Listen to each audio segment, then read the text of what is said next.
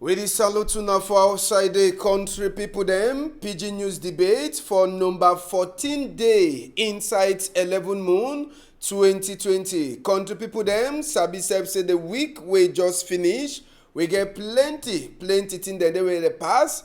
Remember, these 5 pikin dem, girl and boy wey dey so, dey drink whiskey sotey girl dem, some of dem dey collapse. Wetin be really pass, we go turn back on top that chapter inside PIDGIN news debate. We go take una two country people dem, we enter for kuseri wey dey so be dey na for inside water as wey the week e be dey. And sabi to say minister man wey dey look out defense inside we country, Oga Joseph Betty Asomo, e be dey for inside Kumba this week wey just finish. Plenty dem be dey ask question why e be go na with the helicopter instead for waka with the road for reach Kumba. After we comot Kumba, e be come to for inside Douala here for hospital for soldier dem. Na for dey we go meet up all the uniform people dem wey they don't get caught for sicker problem wey dey pass for southwest and northwest. Inside Tori too for this afternoon, we go turn back for look this tigers wey dey throw am for courthouse. Sabi say the big wondere wey e dey look out a lawyer dem just now back counsel. E don talk say make dey give cassingo for police people dem. E be dey for inside Douala on Friday and e don talk. We go look all the tori dem, and if time 11 we go take una to talk on top this waka for vex. We work people them for engineering sites for CDC, that side so for Bota for Limbe, them sesep they make them. All these things them we go talk inside Tori for this afternoon country people them. As one as Sabi for Tori also this afternoon we get always we dey get 2 stranger them. I go start with Ogajan, I salute you and long time no see. Thank you, Ambassador. Me too, I salute you. I salute all my way the wash week. Say we don't come back again for talk to live for things the way that they happen for our country. I salute all man too where we win at the day for occasion for Nyan last week. I hope say all man don't come back successfully. Yeah, and just to talk about Nyan, I began the opportunity for see Ndabejum again. So yes. Say modernization don't come plenty, so sometimes the people they don't even remember that house the way we ancestors them they be there, we big papa they be there. I began the opportunity again for see. Yes, that be Jungwe is here and for television. So for Nyan village now, the only in that Jung that will remain for our village. That one day now like say that way they like souvenir for say me picking the way they reborn and made into the this year. Okay. All right, another person we don't just join we na Jones. He been a man for politics and a Tory man. Jones, how you doing? Define Ambassador, I say good afternoon for country people. And my brother panel is waiting for you. It comes to move brought Tory today. You know, it's always a pleasure when you call with some can discuss things. See how we could contribute for nation building, for see how our country could go before. So I thank you plenty for the opportunity you give me. Yes, and we the start Tory for inside Tory House this afternoon with some kind of what news the meet we for side for Manfe. We the hear say some primary school again another attack to the inside the Manfe for some primary school where we no go they call them Natanayo for primary school. We hear say they shoot a teacher and they shoot 2 picking them. Another one again inside a class. Waiting they really pass, waiting they happen. When all the school they now so they the attacker. You see, Ambassador, I will start by saying say school education now is right for all picking them. No man no get right for stop picking from going to school. I think say we not fit take school for begin play politics. If people that is struggle for whatsoever, I think say why struggling, may they pick them, may they go for school. Ambassador, I tell you as we there for here now so, picking them for this other side for country, where we me and you stand so. The one they were there 15 years, they think how they go right GCO ordinary level when the year go they finish. But picking them from our own side for northwest and southwest, for 15 years they struggle for enter from 1. 4 years don't go. We not continue to do the same thing year in and year out, and they would expect different results. Well, beginning to go for school now with the loss. I think that the 4 years be enough for we for think, and then they just will step them. I don't know who came that picking them and that teacher for school today where they shoot picking the whole man fi. I don't know. I don't want point any man finger, but man will do that act. Now a very evil act. May they leave picking them and teacher. May teacher do your work. May picking they do your work too. Secondly, I go want talk because for this very place where I stand, I be stand Sunday. I begin talk to the governor. For some people school go quietly. May begin them go school, come back for house for evening. Make they solve this problem. Because as long as the problem go there, you go still see atrocity go come out side by side. And when we talk about atrocity where they come out side by side, you go to see now human life being involved. Because if you talk the wrong house, you fit still be house. But when person die, you know if you bring back the person alive. So we be talk, I be suggest, and we for our party Modena, we be suggest me Mr. Bia solve this problem once and for all, so that people will go school back. Because if we know say southwest and northwest, they been a region the way they be know them for Palava book work. It can't be that one they would tell people they would against them, they send people to school. How? What it happen?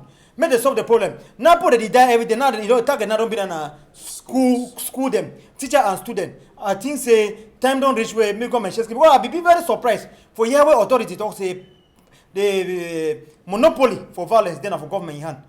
Now when you talk say monopoly for violence then for government in hand, and this kind of thing that they happen so who side the government there?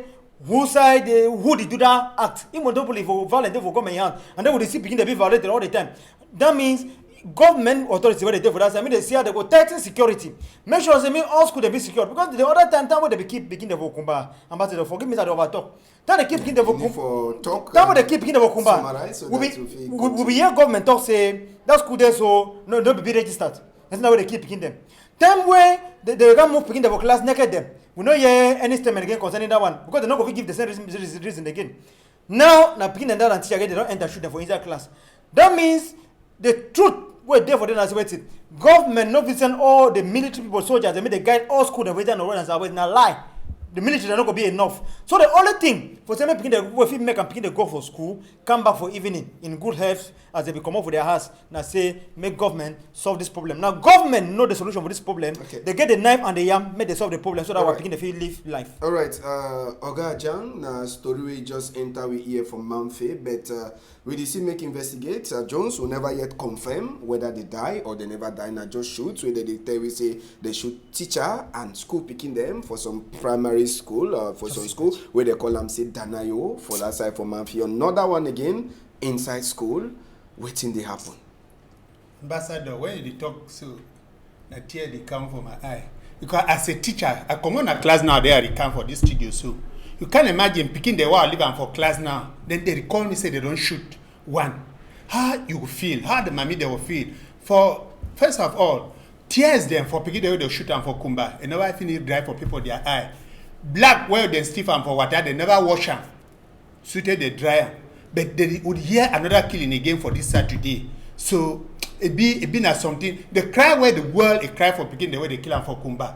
I be check say sometime. It be enough. Even our government, they'll check say and say no, it don't too much because the whole world it hear thing where they happen for the Cameroon and not for solve the problem. Now easy thing for them for solve the problem. For me, I just say they not only want for solve the problem. Maybe people they are picking they continue for the die. If we were to teach that picking, they will be kill them. Then how many picking they die one day? So it be sad. It be sad for this our country. Cameroon don't lost value for this world. All right, so talk. Natori we enter we hear this also continue for make investigate for turn back for Giuna the underground. So it's also be unconfirmed for now. As we hear, birds would already make calls. So man feel they try for terrorists in a teen way it be happen for inside the school. Well, we go enter for way to get them for this afternoon, and we go start to now for inside school compound. Country people them inside the week we pass. Thursday breaking Friday as soon as Sabi. Natori houses help. If you hear this story, we consign some 5 girls picking them and even 4 boys inside this house. Where they for back market for market premise. Okay. Now for this house where they so mommy them for market, they be here as we girl them. They be the holla music be there for up high. Waiting be the happen as we go the enter for this small corridor. They tell we say now for there were some 5 people pikin them. Girls, they can meet up with some 4 boys.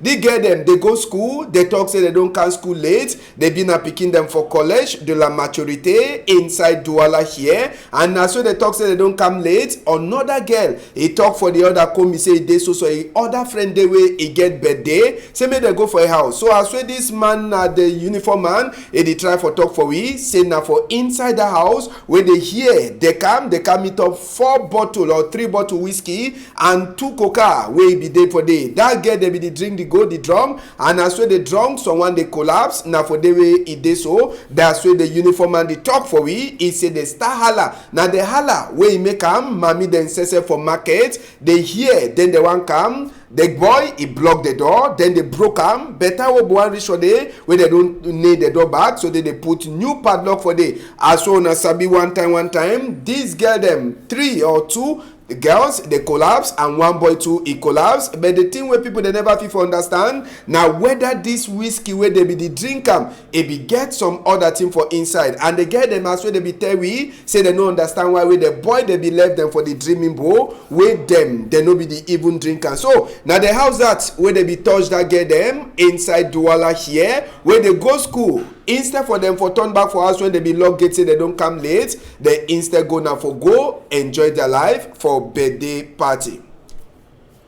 And just so sabi for that side, so for brigade 10 now for brigade gendarmerie office for commander Edinge Philip for that side, so for Bipanda now for the way they so they be cash 3 they be cash some of the boys them where they be there inside the chapter, and even the mommy them they be there for outside. We be trying for talk with this mommy them, may they tell we waiting where they check who they for the cause for the fashion for their picking. The mommy then says even now so they be the love they talk said all the thing don't pass them. They be surprised say they're picking the way they around that kind of 15-14 years girl them, they fit check that kind of thing for their head where they go school, they lock gate. Instead for them for turn back for us or go talk for mommy and papa say they don't talk, say me they don't enter school, they instead jump enter now for boy their house, they go dream mimbo. So the mommy then says they confused on top to it happen, they no be get no talk for we.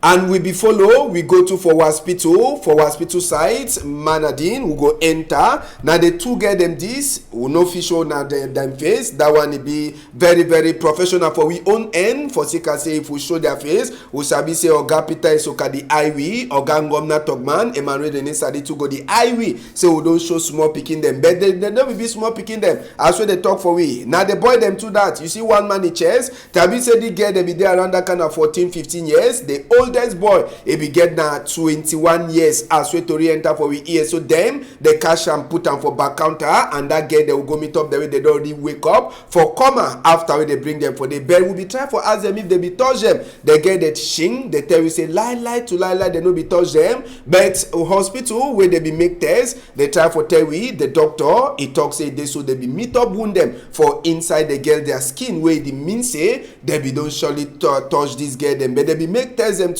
The normal test they feel for make am, and the doctor say be the complain say the mommy for the girl then they no even get money for pay for the test where they don't make am for on top their picking their skin where they be come out. Instead for go house they instead go and meet up na boy them where they be the do some kind of thing them for that side. Oga Jang, you be teacher, this kind of thing will happen for inside Douala here for Makepe Misoke, and college it drive picking them. They go school for college la maturité. They drive them say they don't come late.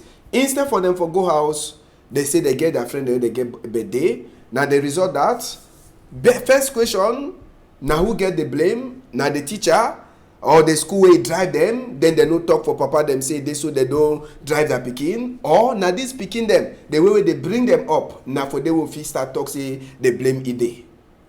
Yes, Oga, thank you for your question. As a teacher, now picking them, they drive them. As I don't recommend the people they send them for Facebook say they blame Edena for the discipline master when send picking them out of the class say they don't come late. For that one, I'll talk say no. Each school get the rules and regulation. So the discipline master only respect the rules then for the school. When they send picking back, say may go. If they be drive them for fees, no, not talk say they come then for they drive them for late. If they be drive them for fees, they for do how, not they for go how. Now picking them where they don't already start spoil. And for me, no man, teacher they, parent they shift all responsibility for teacher. They say now teacher they get to take care of their pikin. That one a lie. Parents they may wanna hear. Teacher not be na say it out now for teacher pikin. You know they out for bring your pikin up. How will be so for bring up? All burden now they shift now for teacher then. If now you drive pikin say may go. Pikin no follow road for go house. They follow now for that means say that pikin they don't know man pikin since. At times we deal with that pikin them for class every day. Pikin the phone 16 years pikin the phone the ring. Phone where get them for a hand. At time with the shame for people own. Pikin get phone for 16 years. Pikin they get phone for 80,000. Now who they buy them for you? That means say life where they don't start them.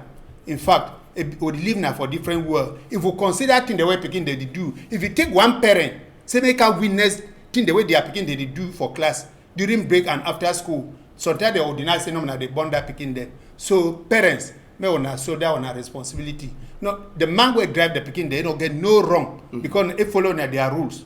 But pikin the way they come out say they go drink whiskey. That means they be used to whiskey. If you never be used to something, you not start another day. Yes, Jones. Okay, Ambassador for Adam. I go green for team where teacher talk, and I go talk say all man get blame. Teacher get blame, discipline master get blame. Mommy get blame, mommy parents, when I say mommy and pa, they get blame, and then they picking them too, they get blame.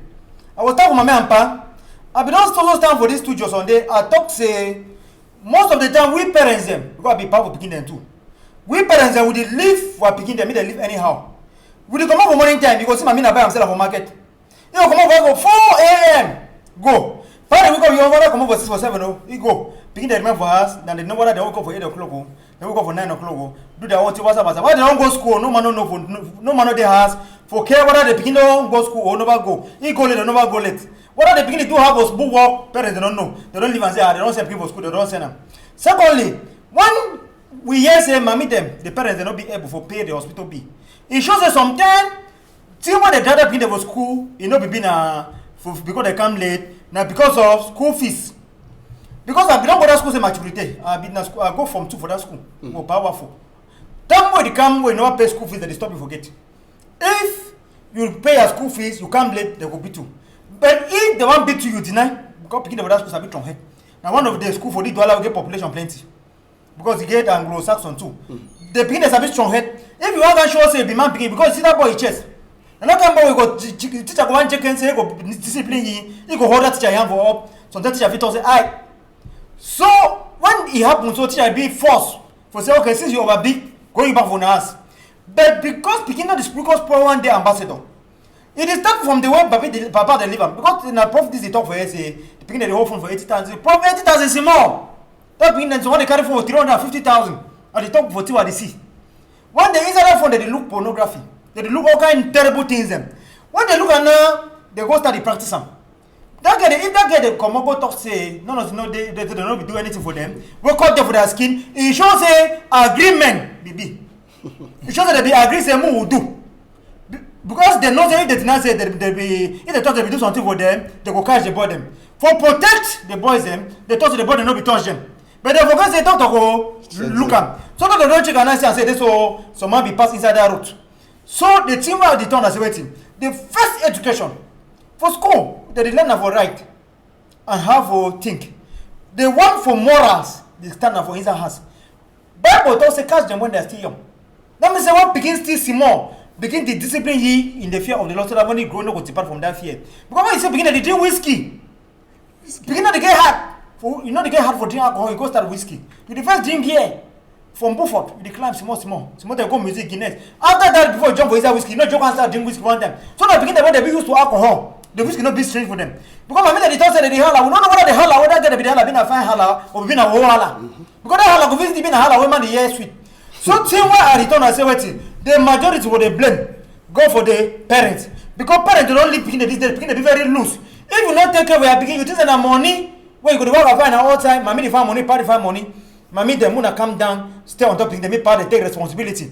Because if you not two, una come find money, una go use that money tomorrow. For solve problem where they pick they don't create them away, they don't create an answer, and the shame to that money no go buy them. So make parents them, she don't on top in them fine, and then me teach them too, they do that fine work, and then maybe they too, they be respectful and responsible. Because God fear them begin them. If they drive them for school, they will come back for their house. When would they talk to people they fear God, people they accept Christ that are Lord and Savior, they know the year that they say with the humble. But if begin when a church begin, you know if you do this kind of thing, you know if you come out school, Brian's even already go back for their house. And I want blame one put for discipline matter and school. Now say they don't talk say when school don't reopen, so we parents they will give phone number for school. It shows that if you are beginning come for school won't send up people for us back. Whether for school fees or for say beginning can late, they give a call up. Say a beginning can late so and so that we don't send it back for school for us. So that means we come for us, know whether the beginning they has or not. Because by the time we leave the beginning, but I know say beginning the school.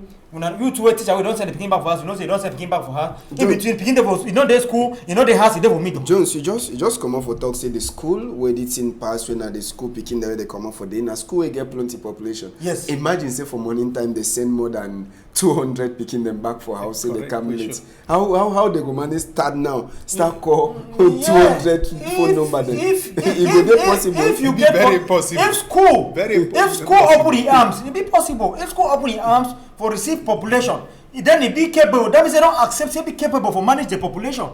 If you will not say you will send 200 picking of us, then be ready. When they talk about 200 picking them, what be the measure of school don't put them for down for inform parents them.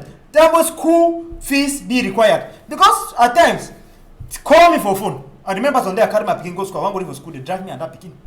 Well, I never get the information. Say that day, beginning at the last day, when they go pay school fees, I go back, I go find money for that same day before I bring picking back for school. So if they be communicate me, say John Stanford, the day so no stand picking for school tomorrow, no leave me at picking school. Because you can't go drive me. Me, I go tell that picking say no go school tomorrow because I don't get money for your school fees today. When I go pay after you continue school.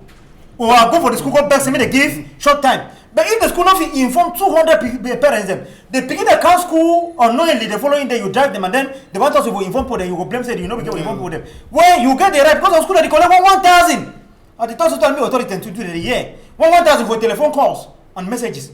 Because when they talk information, I they tell you information today na say if you deactivate, you activate for this phone call. Company them. You deactivate, so that if you activate 500, they give you unlimited SMS.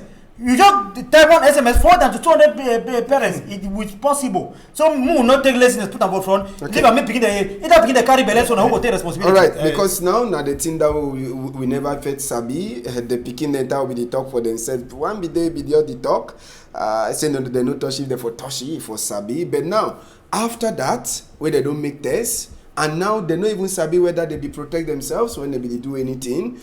The weeks for come, maybe we go to talk about Bele or other thing they will know the prayer. The question I want to ask and say, if they're picking them, that occasion where they be attended, so you not surprise them that day. No, I think where they be don't arrange. Not even occasion, nothing for inside house. So 5 girls versus 4 boys. Yeah, an arrangement where they be making so that why that they be making so may they come late so that may they go attend. They know whether they go to school, they go to school. Yeah, sometimes they don't even reach school. They be reach school quite well. The teacher say they be reach school, then they drive them. Ambassador, the teacher sorry, say man no cut you. See what Adam is waiting. This speaking where he talk say if someone for touching for no, he shows say we don't they do. He don't. Yes, I mean the specialist already. If the specialist, if you do unconscious, anything you remember unconscious, it means that thing where you be an expert for that thing. Because you do where the end man come for you for the morning time. Say write report, you go write report. Because you know how they write report. But man will not know how to write report. He go start saying, if I find book read them, me go for internet, go do research. So now picking way, he nothing way, he did do. And not the first day when they start doing whiskey. I want remember parents them and viewers the way they look for outside day. So it be so for this very country, for this very town. So time we don't be what something with the ring. Saying Jangi for Tuma. I no one call him, how would they ever call him? But now they mean the sense that we be for Jangi for Tuma. When they begin, they go organize them. When is that some place they choose a venue? So when they go rent house, this immobile, this house where they don't put all things for inside. They gather money, so they go rent them. All they so go for group, go drink. All man they tell you, all man will like them. All man the whole, all man will like them. So it not be surprising. This one will be the first, not be the second. So these things they be real. So many parents they move put eye on top of picking them because teachers they do their own what they fit do. They not be controlling picking. They not go spoil their picking from the way go. Buy phone for 30,000, 100,000, give people for 11 years. And let's spoil the beginning tomorrow. It doesn't a teacher, not be teacher. Jones, if we get for Shidon on top this talk, we then like say we go finish the whole program on top. So I just want to say short, inside 5 seconds. Wait till you check say authority authority get for do with this kind of case? Waiting, if you for be authority, waiting for do just inside 6 seconds.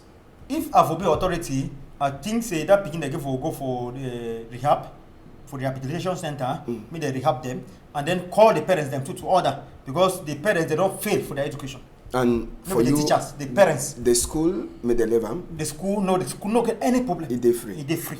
Oga, if na you be minister with this school dey under you, then this kind of thing happen. What you go do? I'll create another government, same interrelationship between parents and teacher be effective, so that my teacher and parents they know thing where parents they know thing where they happen for school, while teacher they know thing where they happen for parents their house. Okay, I will sabi say minister for college book, Ma Paulina Lovalionga, the follow up, and automatic, he go surely make a talk, he go talk something concerning this chapter. Now, we go take una to enter for quarter, inside quarter, we take una for Kuseri. This rain, na for far north, rain will fall, again, it make water for inside the river, it overflow, and as well the water overflow country people them, it meet on a population for quarter. So they picking they be the catch fish, for place where they ever work out with their foot. All house them chakara for inside Kuseri. People then where they for different end, they check now how they fit cross.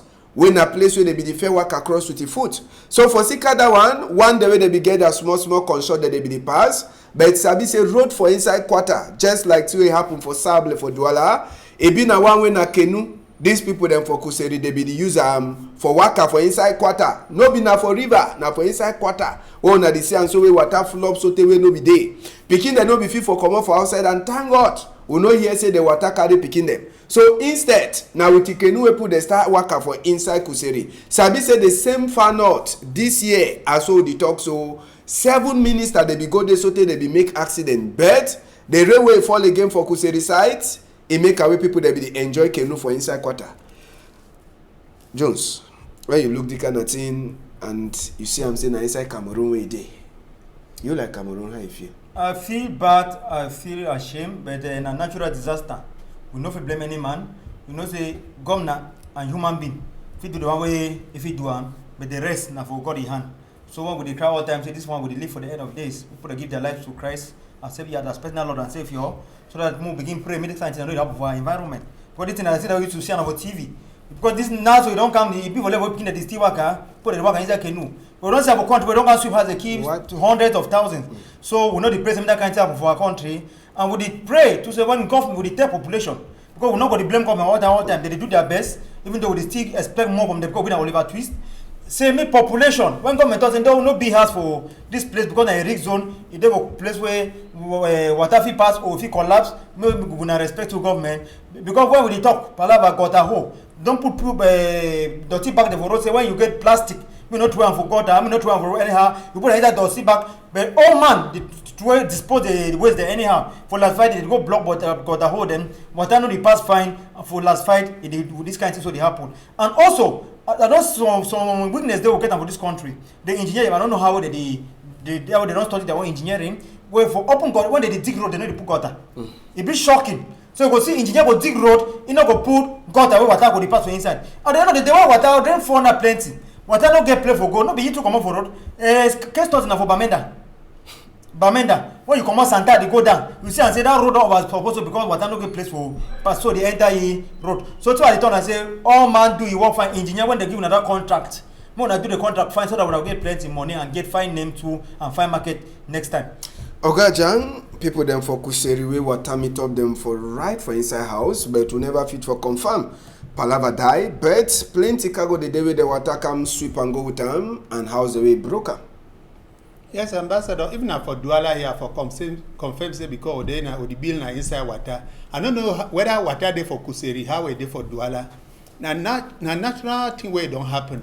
And or the talk say no na all the way government fit do. Normally engineer them for Cameroon as my brother talk. And no know the work where they do. The kind of places that they for direct them say now so gutter get to pass and now so get to pass. But yet they need to do nothing. I wonder whether water they for Kuseri too. How will they do Douala? If not, then the show with sign say end of the world is come na come. I think water go there for Kuseri. Okay, that place will take on water. Yes. Because if no usa canoe then come out. If canoe then they for inside that. As I talk now, the river for the way overflow. So if river overflow, it shows that this people are built closer to river. Yes. So that's why you don't say when government because when they say if they want to take any action, they will come broke them. Another problem. When they broke them, they will tell me they put them back whatever inside. And meanwhile, if you go ask that authorities for they will tell you say they don't tell other people they say that place where the bidder has so you know fine na risk zone. Just be the nice one with the talk for that side for Kuwait for Douala here. Then I inside water and it been an airport land. The tell people they say no be for the people that they so build. They were that river for vex. You can't scatter house for the people they will start to blame government. They will not be government between them for this money be. They tell someone not be now always so strong head. And it depends to if they don't go pay their land title, then they so greet them. Say me they pay. My brother, you know, my brother, you know go see grave. You go the enter inside. Yeah, because it doesn't make government not sign death certificate give you. If you see a grave, you go the enter inside. You come and go sign death certificate. Even Bible talks say if mama go for inside gutter, hell you go for inside gutter. If you see danger, when you debut, you must think of your safety first. Government if you go for authority will be a corrupt authority where no get the time for human being life. What you do is you take your money, put them for your pocket, go be your house for find place. Now you have a problem. You go to think about your security, you are picking them and your future. Because what will be the essence for big house now for rich zone? In 30 years time they can't blow the house with power and for one money, there will be another hand. You could die that time out of frustration. So what would you do to them more down find to respect law? Because even Bible talks more respect the laws of the land. So that we go define. So more respect law, respecting what government tell we. I mean government authority then to me they be straightforward, not be corrupt, do the right thing, tell the right thing too, so that people they get trust again inside the government, respecting what they talk, so that all things could be work and fine. All right, and today you go make exactly 1 week with this accident. Say it be pass. It be then some kind of accident we pass from Ngijibel for that side, so for Choleri, so take two motor then jam head to head. Hillocks and some box where they carry people them for inside two different town them. Queen Elisa go talk say interurban bus service and some pickup. And inside this accident, 3 people them die for the same place where the accident happen. And more than 8 people they carry them go for hospital. Now from Gaundere Garua highway where this accident pass, and inside the more than 8 people there, they be take them go hospital. 1 person it be then a small picking, some small picking it then only around that kind of 1 year where it will be there inside this accident. Jones, this kind of accident there, Musabi say the road they fine. It no get for the happen again for our country for this modern time. Yes, we see the road they fine. We don't have a country here. There is also talk. They never talk say one road they fine. Driver they drive like Chris people. Accident they occur. Road they want Dodge quarter. They enter bush. So we don't know where driver they want them at the end of the day. But see what we are going to talk now. Say wait. Make government authorities and make control people. They know the only thing make kitu them. And also that they do fan work. And they salute the one the way they do fan work. Because most of the time, when we talk to government, we include everybody. But when we want for government bad, we get put the government where they do work fine.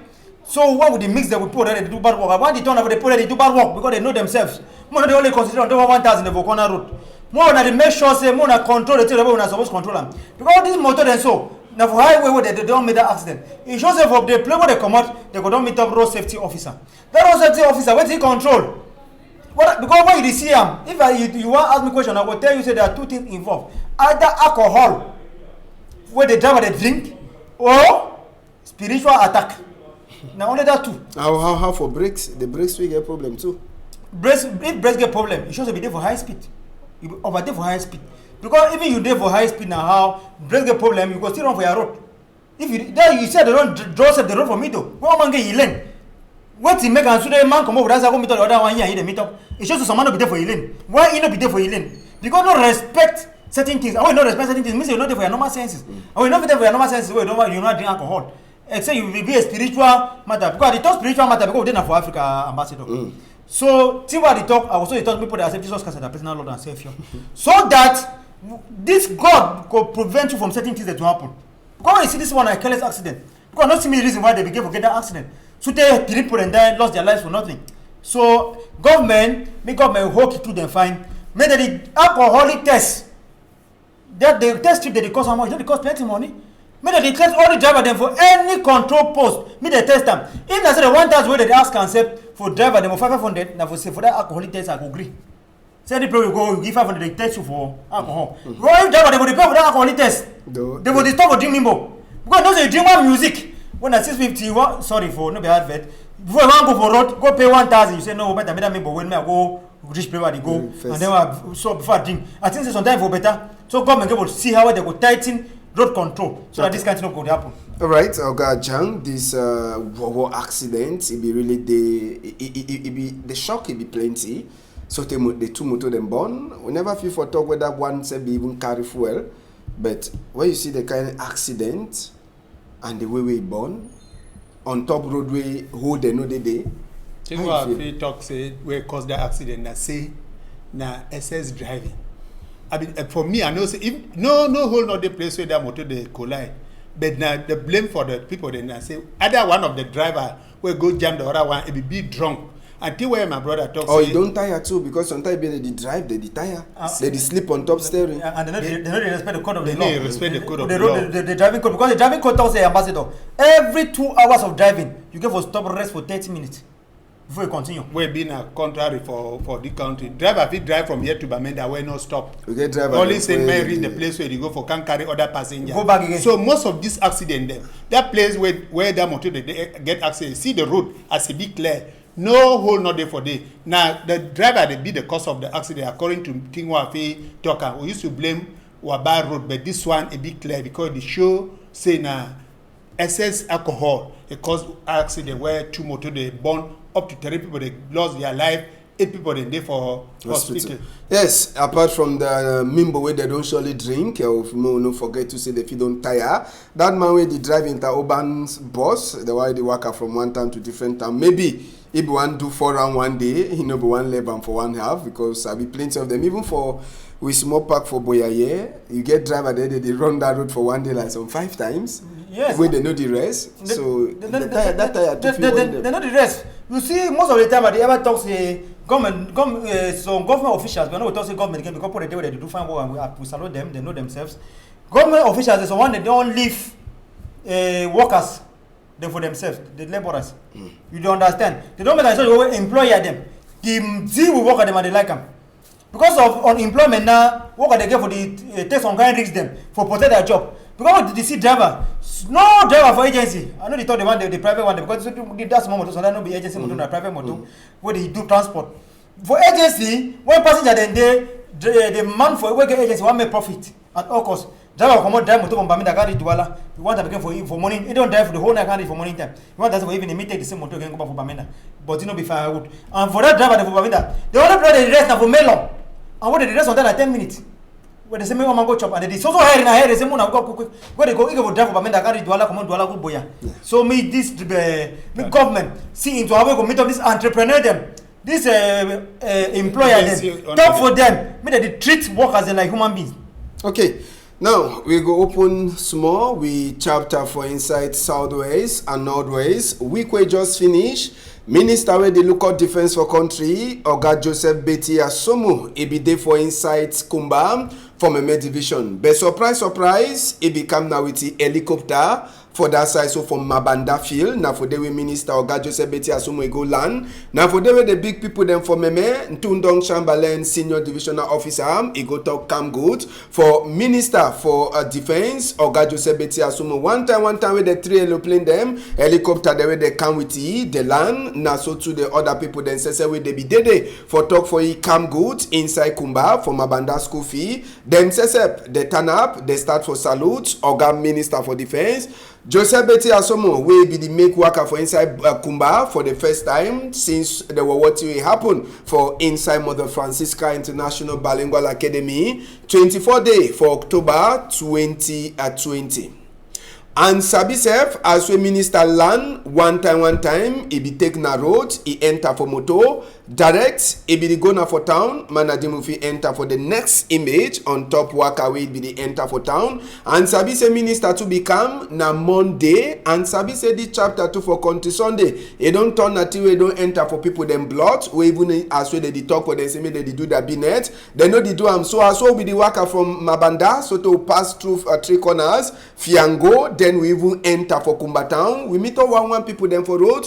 All place e quiet, no Okada, Binet place them, they no open. As so waka pass all the zone, then so they will reach for office from Tundong Chamberlain, when a senior divisional officer. Serious nongameni be happen. Oga Joseph Betty Asomo be there with soldier them, the BB people them for uniform work and even family for picking the way they be shooter. Sabi say the talk when minister he talk for them. Number one, say me they enter for bush, they chakara all the house them for that boy the way they cause confusion for people them for Kumba. Number two thing, he talk for these people them say waiting, say me they try for turn up the security, make it strong again, so that picking them they go fit for turn back for school where they no go fear. Number three thing, he try for talk say make the uniform people they make combi with civilian them, so that they go fit for the give them information, make they know they make open eye, any small thing, kale, then you make them open eye, that kind of thing, you no find at all. Then for that people them, where they are a mommy or they are picking they be die, minister,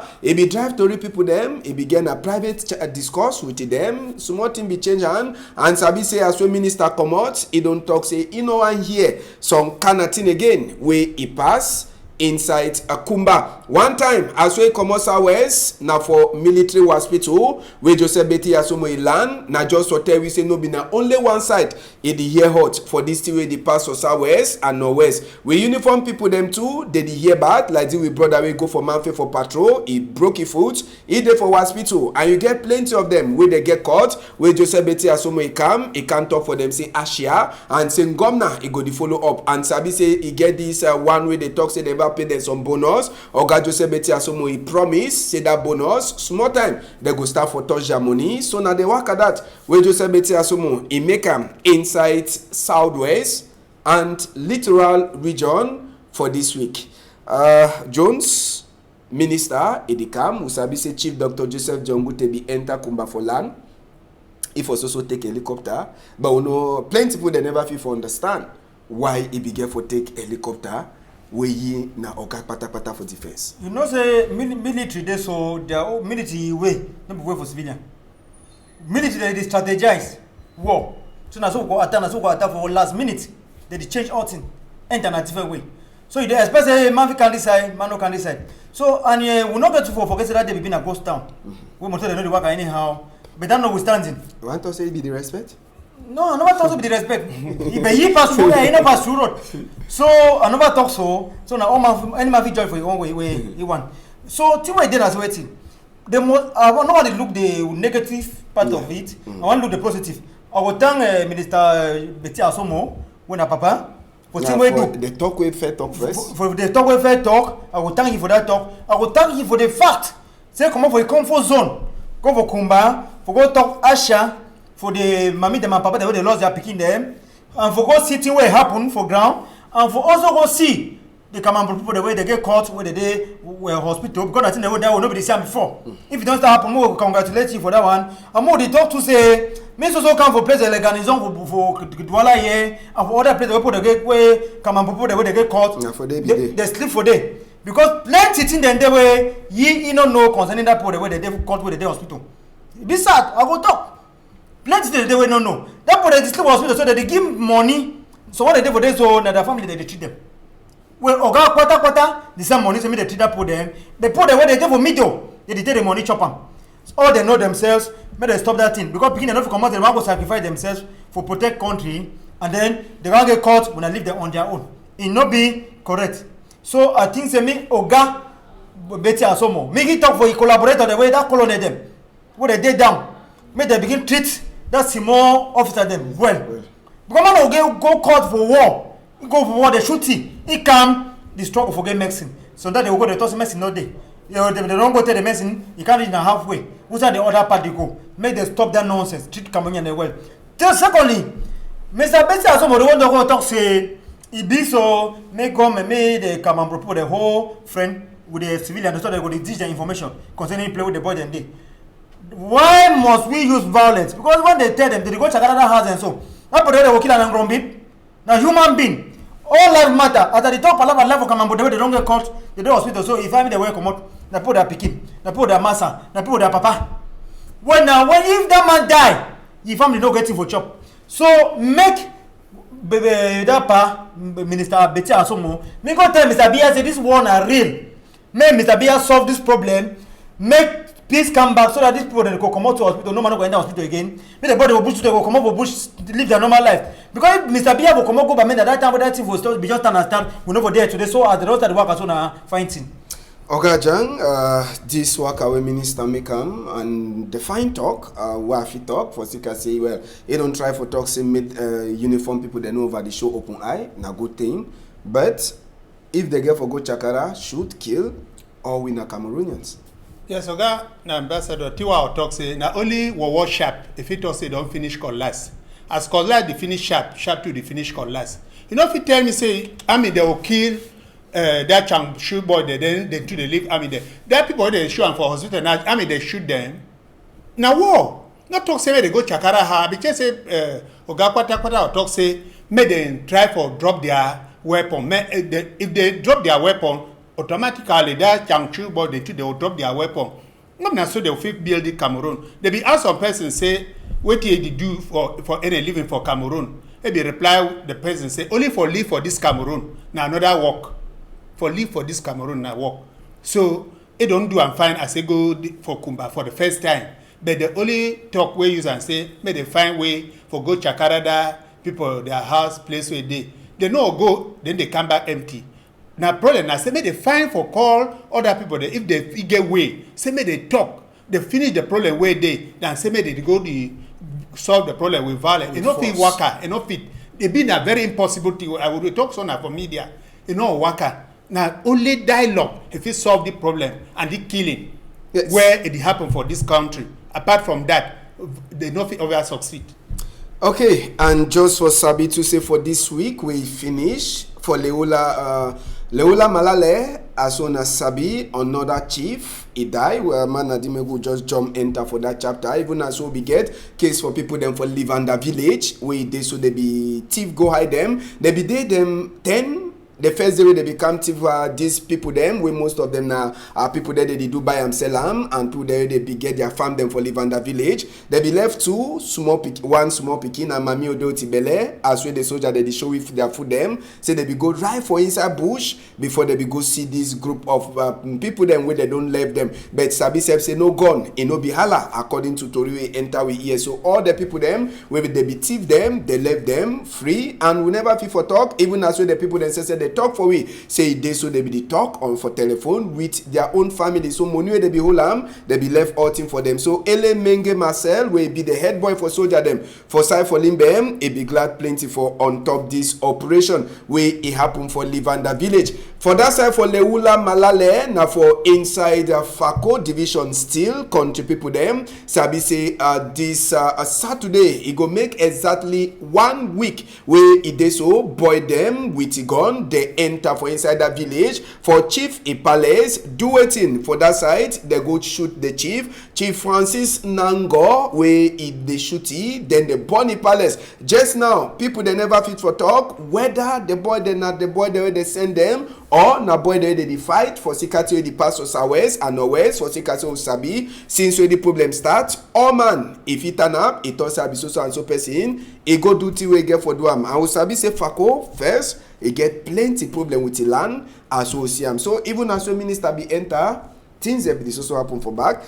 Jones will just do summary as we almost finish. Yes, I want to say you know say for inside war more is not the day. Yes.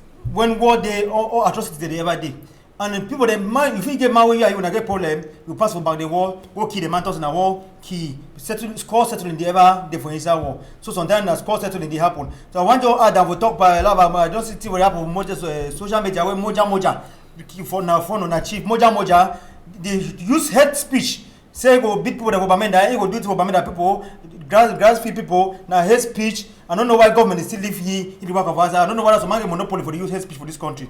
So to return and say me government end this war. Thank God plenty for Palava say they go that operation, they come put for bush, we go no holla. That's not what they expect. Because when mosquito land for the canals, you know they use na power for move and for they take small. If they don't see and say for take and small, I think they better think that. But they remain. Say me Mr. Biya solve this problem so that I know we'll come back again another time.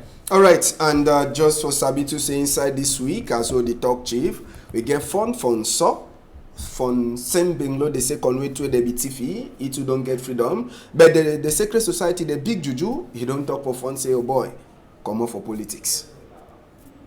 Yes, all the thing where they talk say they don't thief man, they don't live and so big politics they inside. Why? Yes, politics now it don't be a money making organization. When they thief some man, they bring them back. At times they talk say they don't thief some man. Say they can't give money. They give money now for who? Place where they go put money. Military people they know for shoot, so they know if you go find out. For some they follow man where they talk, some they can give a certain amount of money. Make sure the man where they can't take money. At time I talk say na deep matter so na big politics there inside.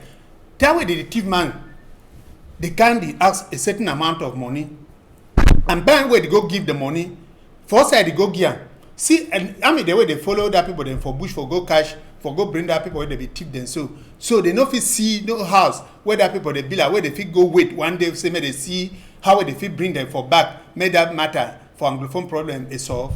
Okay, and the last two of you talk on top this chapter na this teacher we hear say na teacher wey dey teach for Kohas and he dey teach too for government school government bilingual high school for Deido. They call him Mr. Sama where they come they say police people there they know the uniform they take it for front is school for gunpoint. They be fair check say be there for judicial police station, no day. Some Congo side talk say they for said too they don't find it, no day, and waiting they can't catch it. They claim say Ogasama, some other person will be activists. It means a person will fight for trade, they happen for Southwest and Northwest. It be taggy for something for Facebook tag. It means say he put something for Facebook, then he put demand too for say make you read them. So now the thing that will cause demand, we sorting down the family. If they talk say demand. It they free, they know nothing for concerning Northwest and Southwest. Now teacher for 20 years now, and it don't be for inside Douala. So I would bet the authorities when they get good heart and say me the freedom man, because they would also get freedom of speech. No, not only every level of freedom of speech, me the freedom of speech after the freedom after speech to me give me the leave that teacher before the one catch person me the investigate fine because no be you because me that man tag you. Ambassador, if any man people positive for people tag you, no be you be talk for the man. So people they tag you, but don't even know they say that because they know the ambassador a popular man. They know they tag the place where they go reach where they will read them. They know go cash na the place where they tag. Go cash my way. He be post the thing and they he put the tag. So me they leave that teacher he in peace. You know nothing. Okay, John, this case. See what they repeat and say, may they leave that teacher free because it didn't for Douala, no day for Northwest and Southwest.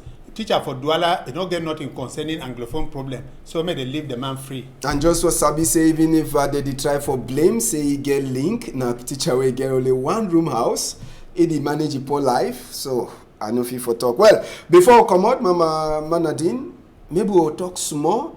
Did it happen for courthouse? Just small. We'll try for show the image of the talk on top. Yes, I think I go talk about that thing and say be very embarrassing. For see and say the defend people that for uniform. They go for judiciary. That means if that courthouse go embarrass lawyer them. Now so this kind of thing where we start for Northwest and Southwest where a lawyer they come out for go mad police worker. Police worker they can't just beat them, drag close them, they cover them. Tear when he make a population vex, say this no be lawyer matter again. Now civil society now take now before can for the play reach. I think for this country we will be very careful.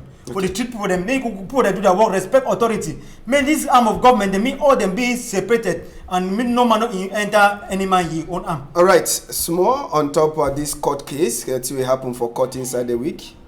Yes, the uniform people they don't make lawyer and teacher they don't get value for the country again. The people where they target them, where they minimize and molest them. That if you not be teacher, they be a lawyer. And no nothing where they define them for their back. And when normally when teacher and police or lawyer and police they stand, I'm not sure say they will get any match.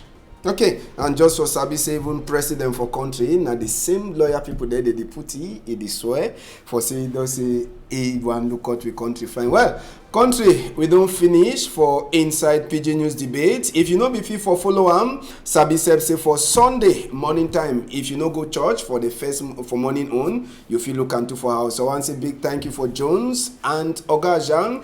For backside, we get Danny Warren Zede, Francis Boyom, Malice, and Nadine. With all them, they put hand for say make it work fine. So till Monday, if Papa God grey, on our tight.